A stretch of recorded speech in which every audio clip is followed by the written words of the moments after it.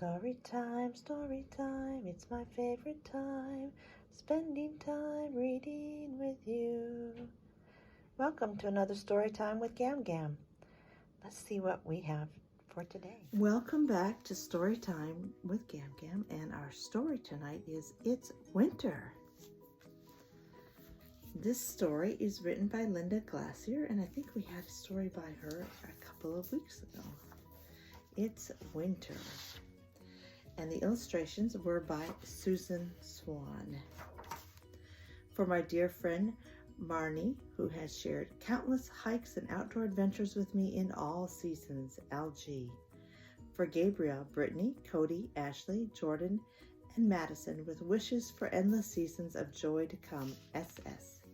It's winter. I chase and zigzag here and there, catching snowflakes in the air. They land on my face and on my hair. I stick out my tongue and catch one. Yum! Flakes and flakes and flakes float down, down, down. Some melt, but some stick when they touch the bare ground.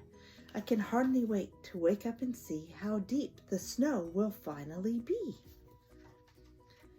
We're all bundled up in warm snowsuits with scarves and hats and mittens and boots. The snow's so bright we have to squint. Each step we take, we sink, sink, sink, making deep footprints. It's winter. We make snow angels and build a snowman and snow lady. They sparkle brightly in the sun. I don't even feel cold. I'm having so much fun. Bare tree branches reach up high, sketching brown tree patterns in the sky. There's a tap, tap, tap. I look up and see a woodpecker pecking at a tree. My breath comes out in small white puffs. I trudge in my snow boots, going squeak, crunch, crunch. The air's so cold it freezes the hairs inside my nose. Brrr! One day I get a letter from my grandma and grandpa, who live down south in Florida. They say it's hot and sunny. Oh, that seems strange and funny.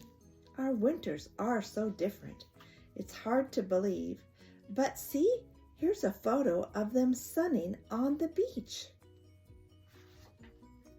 Meanwhile, here up north, in caves where I can't see, little brown bats are hibernating. They don't eat or move. They barely breathe. They're all huddled together and sleep, sleep, sleep. Shh. Inside this hollow tree, there's a honeybee hive. The honeybees hardly seem alive, but they're staying warm by crowding together, all taking turns huddled in the center. It's winter. Way, way down under my feet, turtles, snakes, and earthworms are fast asleep. Groundhogs are also curled in sleep. Their hearts go so slowly they barely beat. Chipmunks sleep underground in piles of nuts and seeds. Sometimes they wake up, take a quick snack, and then go back to sleep.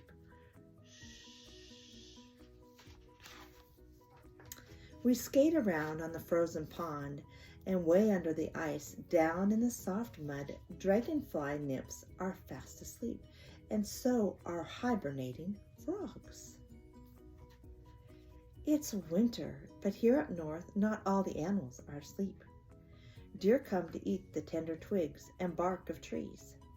Gray squirrels leap from branch to branch and tree to tree. Whee! Every day I scatter birdseed, then lots of birds swoop down to eat. We get sparrows, cardinals, blue jays, and chickadees. They eat and cheep, cheep, cheep. The sun sets early, the days seem short. Even before dinner, it's already dark. We search the night sky for winter constellations. Look up there, I see Orion. The moon glows with a soft, creamy light, and oh, there's a halo around it tonight. I spot a snowshoe hare. just sitting there. Its white coat blends in with the snow, but soon in the spring its fur will turn brown to blend with the ground. Do you see the owl in the tree as well? One day we noticed that some snow is melting. The sun feels stronger. The ground is getting warmer. Soon, very soon, spring will be here, but right now it's still winter. We slide down smooth and slippery hills. Whee! Watch us go! Oh, I hope we get another snow. It's winter. It's winter.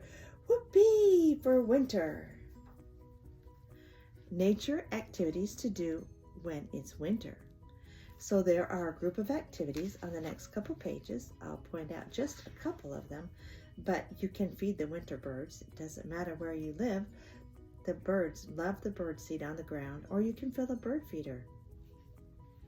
And once you start feeding the winter birds, don't stop until well into spring, because the birds will come to start counting on coming to you for their food. And you can make pine cone feeders for birds as well, with peanut butter and bird seed on your pine cone. You can keep a list of all the different birds that you see. You can also dig under the snow and find green moss. You could see how many different kinds of evergreen trees you can see. And what about the different types of animal tracks? There's so many different things that we can do in the winter. I hope that you have enjoyed this story. You have a great night. I love you.